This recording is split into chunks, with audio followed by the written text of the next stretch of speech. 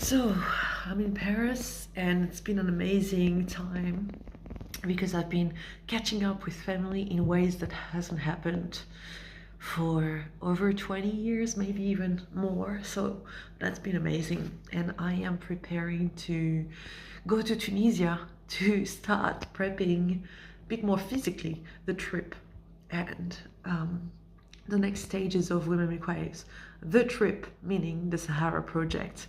If you haven't followed, my plan is to travel 2,500 kilometers through the Sahara to retrace my ancestors' step, and at the same time to work towards understanding my culture a little bit better, being Tunisian from my mom, and having grown as a French Tunisian. I actually denied my Tunisianity when I was a kid because of all the racism that I could see was impacting my mom.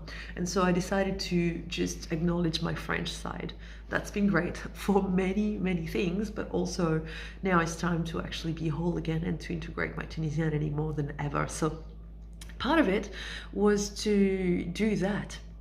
As I started looking into what I wanted to do, what young Sonia wanted to do, the adventures that I wanted to do, what I found interesting, I actually went to the Mentawais last year.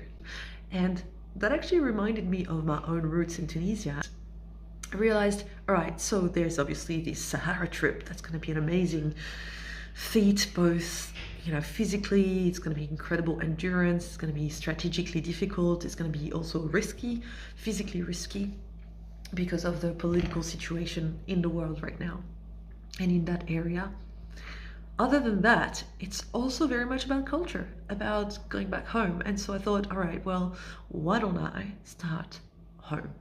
So I'm going to go spend some time with one of my aunts and uncles and gather some well-kept secrets from in the family.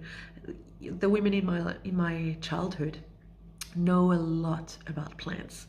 If you think I do know a lot, they are masters. And so I thought, righto, it's time to start preserving this knowledge that's in the family, but also preserving the knowledge that's in Tunisia generally, that I know is getting lost because of the nature of universalized knowledge and culture. The more people try to blend in, the more they lose. And so it's funny because the same thing that has happened to me as a self-preserving pattern is what happened in Tunisia. And Tunisians have gone with self-preservation at the cost of their own roots. And so, yeah, I think that's a bit of a travel to my roots and to the roots of Tunisia, and hopefully we can get something out of it. So yeah, that's what's happening soon. In the meantime, I'm going to go to London tomorrow already because there's an adventure summit that's happening, which I had no idea about. But then I was in touch with Alice Morrison, who's an amazing woman who's done some pretty cool adventuring. And I got in touch with her because she had crossed Morocco from, the whole country of Morocco on foot. And part of it was also Sahara. And so because of that, I thought I'd try and get her insight, because I've had the insight and I continue to have the amazing support of Régis Belleville, who's the #1 Sahara explorer of our lifetime, which is incredible that I even get guided by him. But then also this woman, and I thought, all right, well, let's see the woman's point of view, and she's definitely shared some incredibly useful insights. Anyway, she's just walked across the whole of Saudi Arabia on foot as well, and another amazing achievement. And so I messaged her to say, hey, well done, I'm in Paris, don't know if you're around, but here's what, I'm in Europe that time if you want to catch up. And she said, well, I'll be in London doing a talk at this adventure thing. And so, well, I'm just going to go and see her talk. Why not? I'm around, lucky. So that's all part of what's happening. And I'm so excited because it really feels like, and I was just talking about that with one of my podcast guests, and I'm really excited to share this soon with you as well. It's an amazing person who's done crazy things. He's got a multinational company and incredible insight as to how to get there. And so I was having a chat with him, and we were really just talking about the fact that well, there's some things that are calling you and that you just have to do, and no one else can do them for you.